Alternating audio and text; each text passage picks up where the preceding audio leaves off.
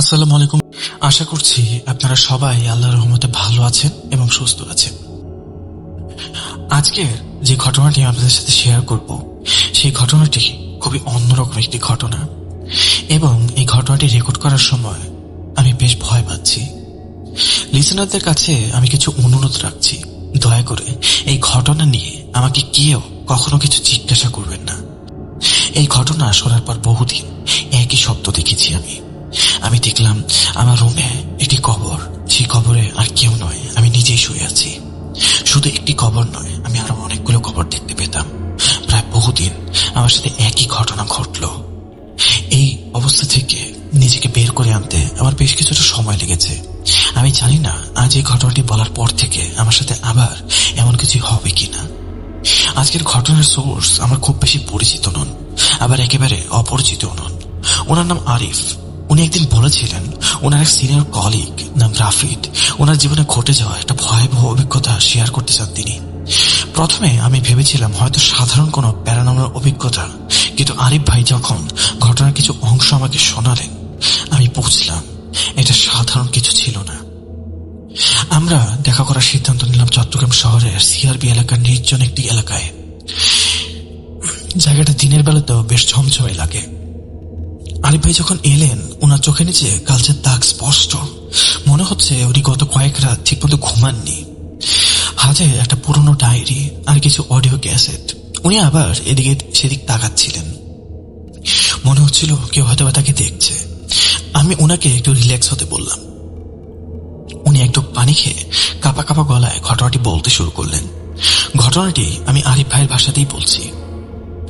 ধন্যবাদ ভাই।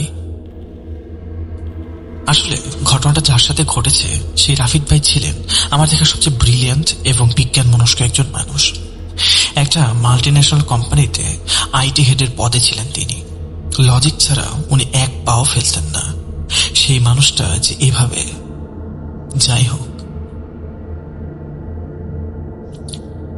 সরাসরি ঘটনায় যাচ্ছি। রাফিদ ভাই সদ্য বিয়ে করেছিলেন। ভাবির নাম নীরা। নীরা ভাবির বাড়ি ছিল একটা গ্রামে। গ্রামটা আমি কখনো দেখিনি, তবে রাফিদ ভাইয়ের বর্ণনা অনুযায়ী শুনেছি জায়গাটা নাকি অদ্ভুত রকমের শান্ত। বিয়ের 2-1 মাস পর ডিসেম্বরের শেষের দিকে রাফিদ ভাই আর নীরা ভাবি গ্রামে যান। অফিস থেকে 1 সপ্তাহ লিভ নিয়েছিলেন উনি। প্ল্যান ছিল শ্বশুর বাড়িতে কয়েকদিন কাটিয়ে আসবেন, কিন্তু কপালে অন্য কিছুই লেখা ছিল, সেটা কেই বা জানত। ওনারা গ্রামে পৌঁছানোর ঠিক 2 দিনের মাথায় একটা অঘটন ঘটল। নীরা ভাবির এক আপন চাচা হঠাৎ করে মারা যান। হার্টের রোগী ছিলেন তিনি। সবাই ভেবেছিলেন হয়তো ন্যাচারাল ডেথ বা স্ট্রোক। গ্রামের বাড়িতে তখন শোকের ছায়া। রাফিদ ভাই যেহেতু নতুন জামাই, ওনাকেও সবার সাথে জানাজা শরীক হতে হলো। গ্রামের শেষ মাথায় একটা বিশাল বাঁশঝাড়, যা পার হয়ে একটি পুরনো কবরস্থান। রাফিদ ভাই আমাকে পরে বলেছিলেন ওই বাঁশঝাড়ের নিচ দিয়ে যাওয়ার সময় ওনার কেমন যেন গা ছমছম করছিল। বাতাসের শব্দটা নাকি স্বাভাবিক ছিল না। মনে হচ্ছিল বাঁশগুলো একে অপরের সাথে ঘষা খাচ্ছে বাতাসের তাড়নায়, আর অদ্ভুত একটা ক্যাচ ক্যাচ আওয়াজ করছে, হয়তোবা কেউ তাতে দাঁত ঘষছে। চাচার দাফন শেষ হতে হতে আসর পেরিয়ে মাগরিবের ওয়াক্ত হয়ে আসছিল। আকাশটা মেঘলা ছিল না, কিন্তু কবরস্থানের পরিবেশটা বেশ থমথমে ছিল। সবাই যখন ধোয়া পড়ে ফিরছিল, রাফিদ ভাইয়ের চোখে হঠাৎ আটকে যায় একটা নির্দিষ্ট জায়গা। কবরস্থানের একদম কোনায় সীমানা প্রাচীরের কাছে একটা পুরনো কবর। জায়গাটা খুবই অদ্ভুত। পুরনো কবরস্থানের মাটি যেখানে শুকনো খড়খড়ে ধুলো উঠছে, সেখানে ওই নির্দিষ্ট কবরের মাটি যেন কুচকুচে কালো আর ভেজা। মনে হচ্ছিল কেউ এইমাত্র কয়েক বালতি পানি ঢেলে দিয়ে গেছে, অথচ আশেপাশে কোথাও পানি থাকার কোনো সোর্সই নেই। রাফিদ ভাই কৌতূহলবশত সেদিকে এগিয়ে গিয়েছিলেন। ওনার পকেটে তখন মোবাইল ছিল, কিন্তু উনি সেটা বের করার কথা ভাবেননি। উনি যত কাছে যাচ্ছিলেন, ওনার নাকে একটা ভুর ভুর পটকা গন্ধ আসছিল, অনেকটা পচা মাংস টাইপের গন্ধ। ওনার মনে হচ্ছিল কবরটা যেন নিঃশ্বাস নিচ্ছে। মাটির উপরে কিছু একটা আঁকা বাঁকা দাগ। প্রথম ওনার মনে হলো হয়তো শিয়ালের কাজ বা চোখের ভুল। সাইকোলজিতে একে বলে পেরিডোলিয়া, যেখানে মানুষ অস্পষ্ট জিনিসের মধ্যে পরিচিত আকৃতি খোঁজে। রাফিদ ভাই নিজেকে এটাই বোঝালেন, কিন্তু উনি যখন ভালো করে তাকালেন, ওনার শরীর হিম হয়ে গেল।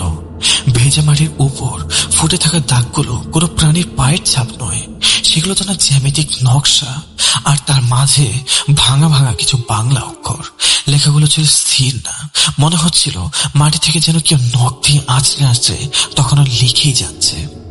লেখাটা ছিল অস্পষ্ট, কিন্তু রাফিদ ভাই বলেছিলেন উনি নাকি স্পষ্ট পড়তে পেরেছিলেন। নতুন অতিথি, মাংস নরম, হাড় সাদা। রাফিদ ভাই ওখানে পাথরের মতো জমে গিয়েছিলেন। ওনার বুকের ভেতরটা ধড়ফড় করে উঠেছিল। ওনার কাঁধে কার যেন হাতের স্পর্শ উনি অনুভব করলেন। সাথে সাথে উনি চমকে উঠলেন। তাকিয়ে দেখেন গ্রামের মসজিদের ইমাম সাহেব। হুজুর ওনার দিকে খুব গম্ভীর চোখে তাকিয়েছিলেন।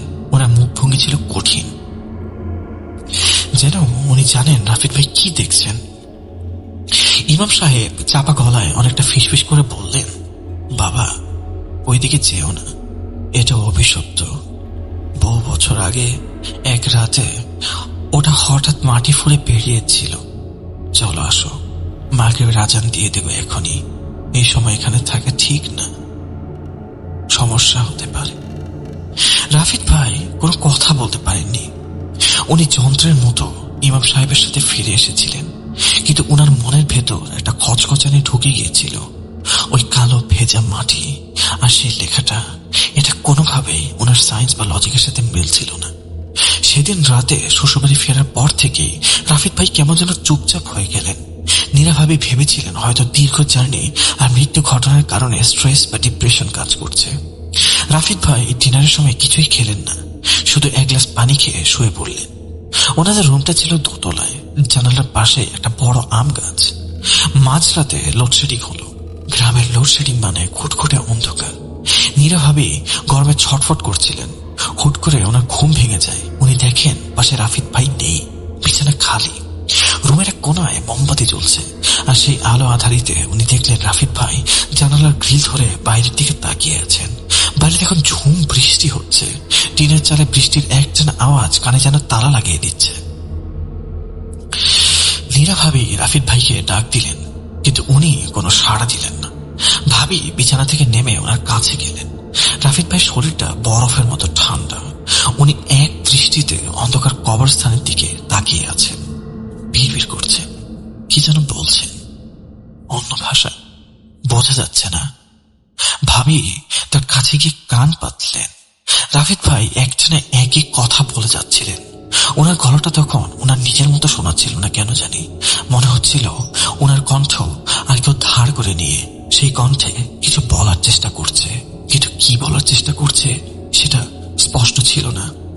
রাফিদ ভাই ফিসফিস করে বলছিলেন, আধার ডাকছে, মাটির নিচে শান্তি, চোখ গেলে দে, আলো পড়ছে। ভাবি ভয় পেয়ে রাফিদ ভাইয়ের গায়ে হাত দিয়ে ঝাঁকুনি দিলেন। রাফিদ ভাই চমকে উঠলেন, যেন গভীর ঘুম থেকে উনি জাগলেন। উনি ঘামছিলেন। ভাবিকে দেখে উনি এমন একটা হাসি দিলেন যা দেখে ভাবির বুকে রক্তহীন হয়ে গেল। সেই হাসি কোনো মায়াময় হাসি ছিল না, ছিল শুধু এক অদ্ভুত শূন্যতা। রাফিদ ভাই স্বাভাবিক গলায় যেন কিছু এমন হলো না বলেন, মীরা তুমি ঘুমাওনি? আমি আসলে বৃষ্টির শব্দ শুনছিলাম, চলো শুয়ে পড়ি, অনেক রাত হয়েছে। মীরা ভাবি তাকে জিজ্ঞাসা করলেন, তুই কি বলছিলে এখানে একা একা দাঁড়িয়ে? আর এখানে এত রাতে বৃষ্টি দেখারই বা কি ছিল? আর তুমি কি আধার ডাকছে, চোখ আলো পড়ছে, এসব কি বলছিলে? রাফিদ ভাই কোনো উত্তর দিলেন না, কিন্তু নীরা ভাবি লক্ষ্য করলেন রাফিদ ভাইয়ের হাতের নখগুলোয় কাদা লেগে আছে, কালো আঠালো কাদা। অথচ উনি ঘর থেকে বেরই হননি। তাহলে এই কাদা কোত্থেকে এলো? ভাবির মনের ভেতরে অজানা আতঙ্ক দানা বাঁধতে শুরু করলো। এটা নিজ মনের ভুল বলে তিনি কিছুতেই অগ্রাহ্য করতে পারলেন না। উনি ভাবছেন কোন বিপদ কি ওত পেতে আছে তাদের জীবনকে গ্রাস করে নেওয়ার জন্য। পরদিন সকালে নীরা ভাবি যখন ঘুম ভাঙল, উনি ঘুম থেকে উঠলেন, দেখলেন রাফিদ ভাই তখনও বিছানায় নেই। উনি বারান্দায় বসেছিলেন। ওনার দৃষ্টি ছিল শূন্য, যেন কোনো গভীর চিন্তায় তিনি মগ্ন হয়ে আছেন। উনি নীরা ভাবির কাছে গিয়ে যখন কাঁধে স্পর্শ করলেন, উনি এমন ভাবে উঠলেন যেন ইলেকট্রিক শক খেয়েছেন। রাফিদ ভাইয়ের শরীরটা অস্বাভাবিক রকমের ঠান্ডা ছিল, অনেকটা মর্গে রাখা লাশের মতো। ভাবি জিজ্ঞাসা করলেন, তুমি ঘুমাওনি? তোমার হাতে ওগুলো কিসের কাদা ছিল সেদিন? রাত্রিবেলা আমি দেখলাম তুমি তো বাইরে যাওনি, তাহলে তোমার হাতে কাদা কোত্থেকে এলো? রাফিদ ভাই বিরক্ত হয়ে উত্তর দিয়েছিলেন, কাদা? কিসের কাদা?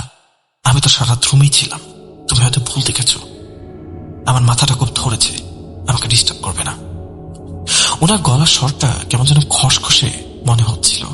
স্বভাবত শান্তশিষ্ট রাফিদ ভাইয়ের এই রুক্ষ আচরণ ভাবিকে বেশ অবাক করেছিল। তিনি ভেবেছিলেন হয়তো অফিসের কোনো বড় প্রজেক্ট নিয়ে টেনশনে আছেন তিনি, তাই আর ঘাটাননি। কিন্তু দুপুরের দিকে ঘটনাটা অন্যদিকে মন নিল। লাঞ্চের সময় রাফিদ ভাই খেতে বসেছিলেন, কিন্তু ভাতের প্লেটের দিকে তাকিয়েছিলেন প্রায় 10 মিনিট। উনি নাড়াচাড়া করছিলেন না। হঠাৎ ভাবি দেখলেন রাফিদ ভাই ভাতের দলাগুলো হাত দিয়ে চাটছেন, কিন্তু মুখ দিচ্ছেন না। ওনার চোখ দুটো তখন লাল টকটকে। ভাবি যখন ওনাকে ডাক দিলেন, উনি বিড়বিড় করে কিছু একটা বলছিলেন। ভাবি কান পেতে শুনলেন উনি কোন একটা নাম ধরে ডাকছেন, যেটা মানুষের নাম নয়, অনেকটা আরবি বা হিব্রু ভাষার মতো শোনাচ্ছিল।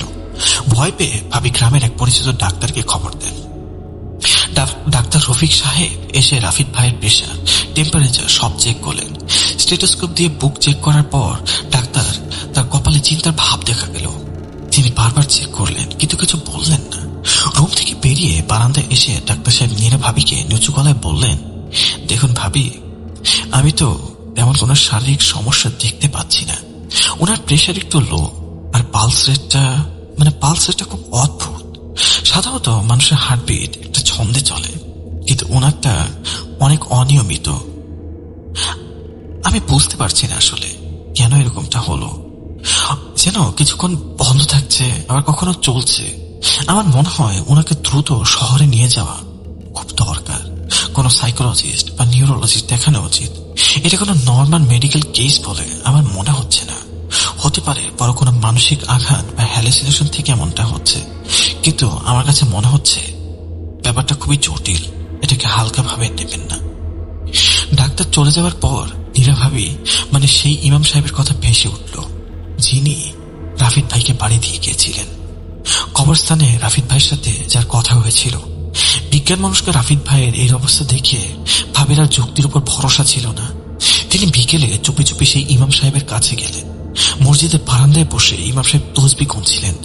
ইমাম সাহেব ভাবিকে বসতে বললেন, তারপর অনেকক্ষণ চুপ করে পুরনো ঘটনার কথা শুরু করলেন। এই ঘটনাটা ইমাম সাহেব বলছেন, মা, আমি তোমাকে আগেই বারণ করেছিলাম, এই কবরটা সাধারণ কোনো মরা মানুষের কবর না। আজ থেকে প্রায় 15-20 বছর আগের কথা। তখন আমি এই মসজিদে নতুন জয়েন করেছি।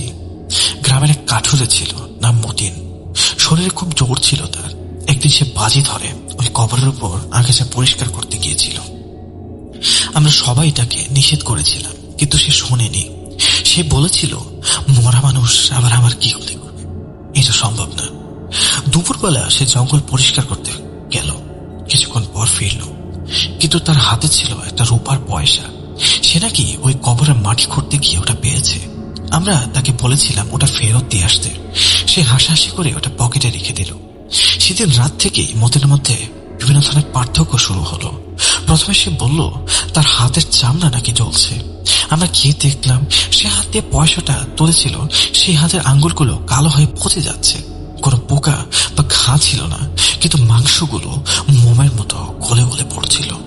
ডাক্তার, কবিরাজ সবাই ফেল করলো। তৃতীয় রাতে মতিন হঠাৎ করে উধাও হয়ে গেল।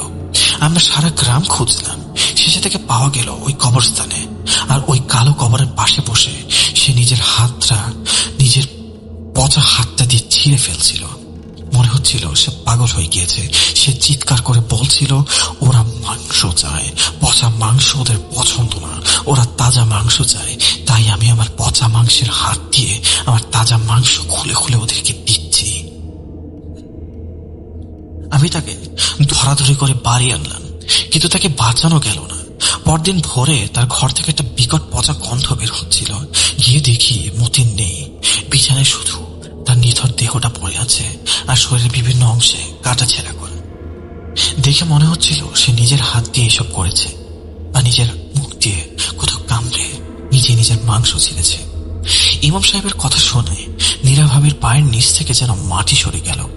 তিনি কাঁপতে কাঁপতে বাসায় ফিরলেন, কিন্তু বাসায় ঢুকে তিনি যে দৃশ্য দেখলেন তাতে ওনার জ্ঞান হারানোর উপক্রম। সন্ধ্যা নেমেছে, পুরো বাড়ি অন্ধকার, জেনারেটর সম্ভবত তেল না থাকায় বন্ধ। নীরা ভাবি টর্চ জ্বালিয়ে ড্রয়িং রুমে ঢুকলেন, দেখলেন রাফিদ ভাই সোফায় বসে আছেন, কিন্তু ওনার বসার ভঙ্গিটা মানুষের মতো নয়।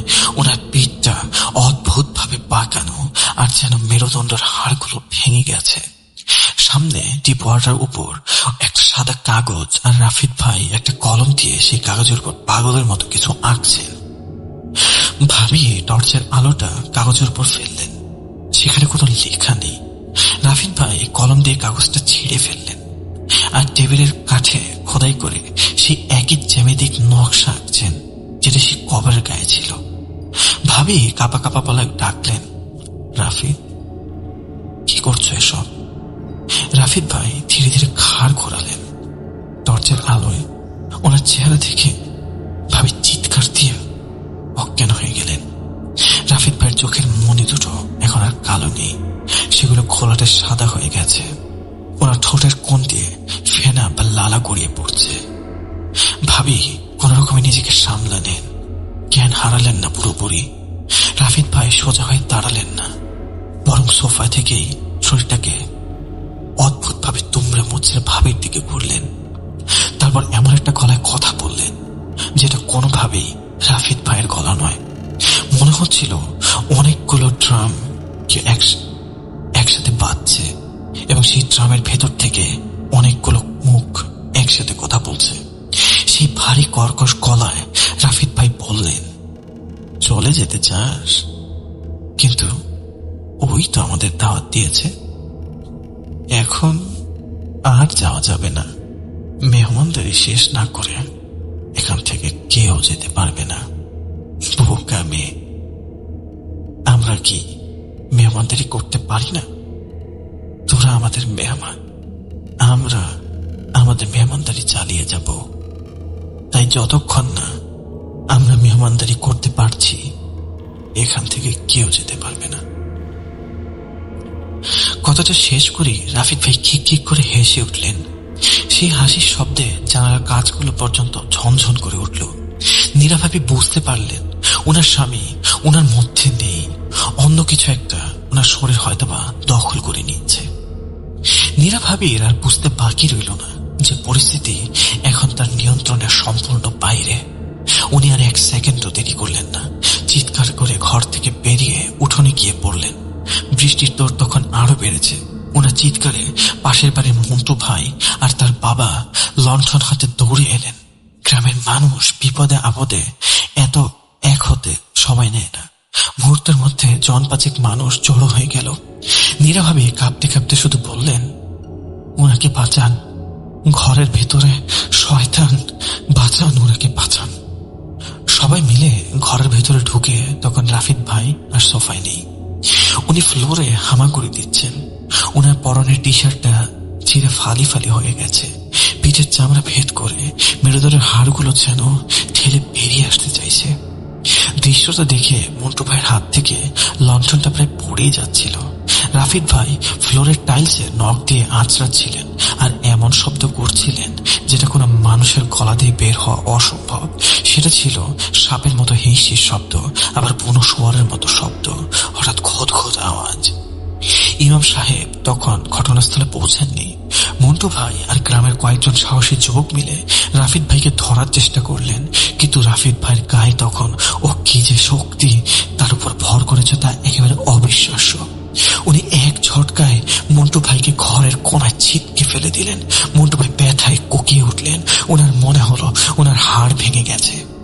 ঠিক তখনই ইমাম সাহেব ঢুকলেন। ওনার হাতে একটা বড় তসবি আর পানির বোতল। উনি এসেই সবাইকে সরে যেতে বললেন।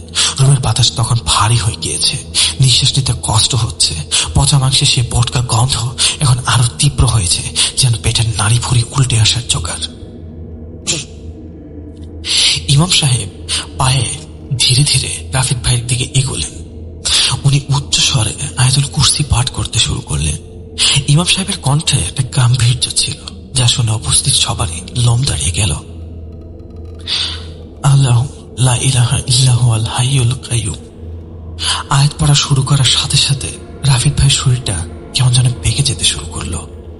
উনি ফ্লোরে মাথা ঠুকে বিকট চিৎকার করতে শুরু করলেন, যেন মনে হলো বাড়ির ছাদ ধসে পড়বে।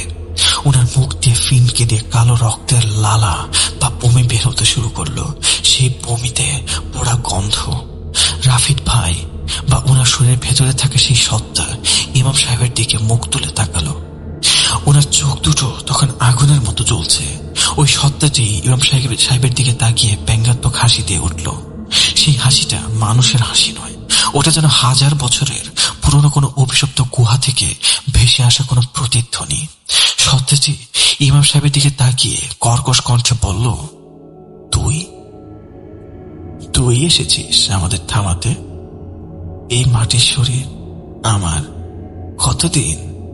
কতদিন পর আমি আমার মাংসের স্বাদ পেয়েছি। তোরা কেউ আমাকে এখান থেকে বের করতে পারবি না। ওর হাড় আমার, ওর রক্ত আমার, ওর মাংস আমার। ওর মালিক আমি, এই শরীরের মালিক আমি। এই শরীরে যা কিছু আছে সবকিছুর মালিক শুধুমাত্র আমি।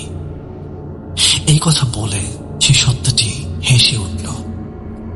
সেই হাসিটি ছিল খুবই বিচ্ছিরি একটি হাসি, যা দেখে উপস্থিত সকলের মেরুদণ্ড দিয়ে ঠান্ডা স্রোত বয়ে গেল।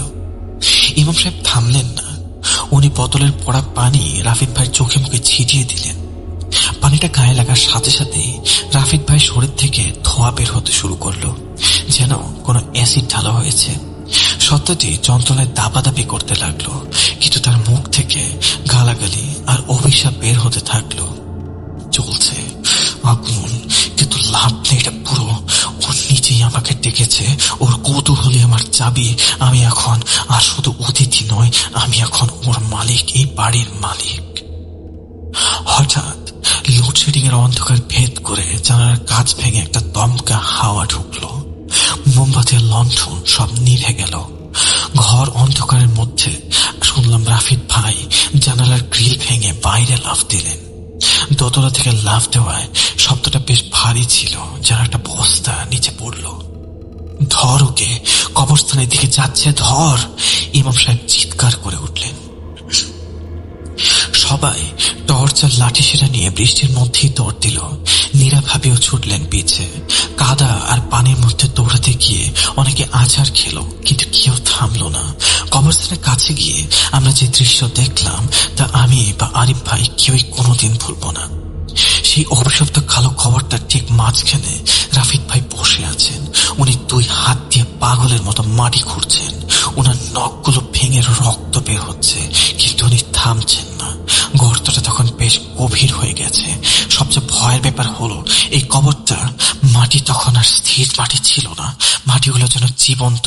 সেগুলো রাফিদ ভাইয়ের শরীর পেয়ে উপরের দিকে উঠছিল, ঠিক যেভাবে লতা পাতা কোনো গাছকে জড়িয়ে ধরে। ইমাম সাহেব আর বাকিরা কাছে যেতেই রাফিদ ভাই মুখ তুলে তাকালেন। ওনার মুখের অর্ধেকটা তখন কালো কাদায় ঢেকে গেছে। উনি হাসছিলেন, কিন্তু হাসিতে কোনো আনন্দ ছিল না, ছিল এক চূড়ান্ত বিজয়ের পৈশাচিক আনন্দ। কবরের গায়ে তখন দপদপ করে সেই লালচে লেখাগুলো ফুটে উঠছে, বরণ করে নাও, মিশে যাও হাড় মাংসে। ব্যাপার। রাফিদ ভাই আমাদের দিকে তাকিয়ে ওনার শেষ কথাগুলো বললেন। এবারে কোনো দ্বৈত কণ্ঠ নয়, এটা ছিল রাফিদ ভাইয়ের নিজের গলা, কিন্তু তাতে ছিল এক অসীম ক্লান্তি আর ছিল হাহাকার। তোমরা আমাকে আটকিও না। আলো আমাকে পোড়াচ্ছে, আমাকে অন্ধকারে যেতে দাও। মাটির নিচে কি আরাম, কি শান্তি। আমাকে যেতে দাও, আমাকে কেউ ধরে রাখতে পারবে না। কথাটা শেষ করে নিজের ইচ্ছায় তিনি সে গর্তের ভেতর শুয়ে পড়লেন। তার সাথে সাথে চারপাশে কালো মাটিগুলো সাপের মতো করে ওনাকে গ্রাস করতে শুরু করলো। মনে হচ্ছিল কবরটা ক্ষুধার্ত, সে তার খাবার চিবিয়ে খাচ্ছে। গ্রামের মানুষজন আর দেরি করলো না, সবাই মিলে ঝাঁপিয়ে পড়ে রাফিদ ভাইয়ের পা ধরে টানাটানি শুরু করলো। ইমাম সাহেব জোরে জোরে দোয়া পড়ছিলেন। প্রায় 10 মিনিটের এই যুদ্ধের পর ওনারা রাফিদ ভাইকে ওই কাদার গ্রাস থেকে টেনে বের করতে সক্ষম হলেন, কিন্তু ততক্ষণে অনেক দেরি হয়ে গিয়েছে। রাফিদ ভাইকে যখন তোলা হলো ওনার জ্ঞান ছিল না, কিন্তু ওনার শরীরের দিকে তাকানো যাচ্ছিল না। ওনার গায়ের রং ফ্যাকাশে সাদা হয়ে গেছে, আর যেখানে সেখানে ওই কালো মাটি লেগে আছে, সেখানকার চামড়া পুরো ছাই হয়ে আছে। ওনার মুখের পাশটা বিকৃত হয়ে ঝুলে পড়েছে। এরপরে ঘটনা খুব সংক্ষিপ্ত এবং মর্মান্তিক। রাফিদ ভাইকে ওই রাতে শহরে এনে হসপিটালে ভর্তি করানো হয়। ডাক্তাররা অনেক চেষ্টা করেছিলেন, কিন্তু ওনাকে স্বাভাবিক জীবনে ফিরিয়ে আনা সম্ভব হয়নি। ফিজিক্যালি উনি বেঁচে আছেন, কিন্তু মেন্টালি উনি আর আমাদের মাঝে নেই। আরিফ ভাই একটা দীর্ঘশ্বাস ফেলে কফির কাপটা নামিয়ে রাখলেন। ওনার চোখ ছলছল করছিল। উনি বললেন, সিফাত ভাই, রাফিদ ভাইকে এখন ঢাকার একটা মানসিক পুনর্বাসন কেন্দ্রে রাখা হয়েছে। আমি গত মাসে ওনাকে দেখতে গিয়েছিলাম। উনি আমাকে চিনতে পারেননি। উনি সারাদিন একটা অন্ধকার ঘরে বসে থাকেন। ওনার হাত দুটো সবসময় ব্যস্ত থাকে। ফ্লোরের টাইলস বা দেয়াল যেটাই পান না, নখ দিয়ে আঁচড়াতে থাকেন। তার ফিস ফিস করে আওয়াজে কিছু একটা কথা বলেন, আমরা বুঝতে পারি না। আমি যতটুকু শুনেছি আপনাকে আমি ততটুকুই বলতে পারি, কিন্তু আমি বলতে পারবো না এটাও সঠিক কিনা, কারণ তার কথা ছিল বেশ ভাঙা ভাঙা। উনি বলতেন, ওরা ডাকছে, দেয়াল দিয়ে কি খোদাকে আটকানো যায়? আমি যাব মাটির বিছানায়। এখানে আলো আমাকে পোড়ায়, মাটির বিছানায় অনেক শান্তি, আমাকে যেতে দাও। নীরা ভাবি এখন আর ওই গ্রামে থাকেন না। উনি বাপের বাড়ি ছেড়ে দিয়েছেন। শুনলাম উনি নাকি নতুন করে পড়াশোনা শুরু করেছেন নিজেকে ব্যস্ত রাখার জন্য। কিন্তু আরিফ ভাই বললেন, ভাবির সাথে কথা বললে বোঝা যায় উনি এখনো সেই বিভীষিকা থেকে বের হতে পারেননি। মাঝে মাঝে উনি চমকে ওঠেন, যেন নাকি সেই পোতা মাংসের গন্ধ পাচ্ছেন। আর ওই গ্রামে সেই কালো কবরটার চারপাশে গ্রামবাসীরা মিলে ইটের দেয়াল তুলে দিয়েছে। কিন্তু দেয়াল তুলে দিলে কি আর অশুভ শক্তিকে আটকে রাখা যায়? স্থানীয়রা বলে এখনো নাকি অমাবস্যার রাতে ওই দেয়ালের ভেতর থেকে খচখচ শব্দ আসে, যেরকম মাটি খুঁড়ছে, আর বাতাসের সাথে ভেসে আসে এক ফিসফিসানি, নতুন অতিথি, চলে আয়, চলে আয়, চলে আয়। এই বলে আরিফ ভাই তার ঘটনা শেষ করেন। উনি ঘটনা শেষে আমাকে আরো কিছু তথ্য দিয়েছিলেন, যেগুলো ছিল এরকম। কবরস্থানটি সম্পর্কে আশেপাশের মানুষের যে মন্তব্য ছিল সেগুলো ছিল, এই কবরটি কখন, কবে, কোথায়, কিভাবে এখানে আবির্ভূত হয়েছে তার কারণে জানা নেই, এবং এই কবরটি যে আসলে কার সেটাও কেউ জানে না। আজ পর্যন্ত অনেকেই এই কবরটি খুঁড়ে চেক করার চেষ্টা করেছিল ভেতরে আসলে কিছু আছে কিনা, কিন্তু কেউ সফল হতে পারেনি। যেই বারবার ওই কবর খোঁড়ার চেষ্টা করেছিল তার জীবনে কোনো না কোনো বাধা বিপত্তি নেমেই এসেছিল। অনেকে তো এটাও বলে এটা কোনো কালো জাদুকরের কবর বা কোনো তান্ত্রিকের কবর, নইলে এই কবরের এত অভিশাপ কেন? আমরা বিভিন্ন সময় বিভিন্ন কবরের কথা শুনে থাকি। সব কবরই কি আর অভিশপ্ত হয় না, কিন্তু কিছু কিছু কবর আছে যেগুলো হয়তো অভিশপ্ত হয়।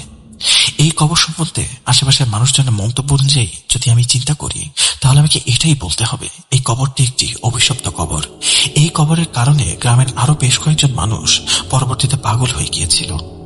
এই কবরটি এতটাই ভয়ঙ্কর যে কবরের সম্বন্ধে যেই টুকটাক কথাবার্তা বলেন সেই নানা ধরনের দুঃস্বপ্ন দেখতে শুরু করেন। আমি ঘটনার শুরুতে আগেই বলেছি, এই কবর সম্পর্কে জানার পর আমি নানা ধরনের দুঃস্বপ্ন দেখতে শুরু করতাম। আমি দেখতাম কখন আমার রুমের ভেতরে একটা কবর, আর সেই কবরে আমি শুয়ে আছি, সাদা একটি পাথরের ইমারত দিয়ে বাঁধানো একটি কবর। আবার কখনো দেখতাম একটি কবরস্থান খুবই নোংরা, সেই নোংরা কবরের মাঝখানে একটি কবর, খুবই ভাঙা একটা কবর। সেই কবরের পাশে বসে আমি নিজেকে ক্রমাগত আঁচড়ে যাচ্ছি। রাতের বেলা এসব স্বপ্ন দেখে আমি ভয় খেপে যেতাম, চিৎকার করে ঘুম দিয়ে উঠতাম, কিন্তু এই সমস্যার সমাধানের কোনো ওয়ে খুঁজে পাচ্ছিলাম না। তারপর আমি আমার পরিচিত এক হুজুরের সাথে দেখা করি। তার সাথে দেখা করে আমি তাকে সব ঘটনা খুলে বললাম।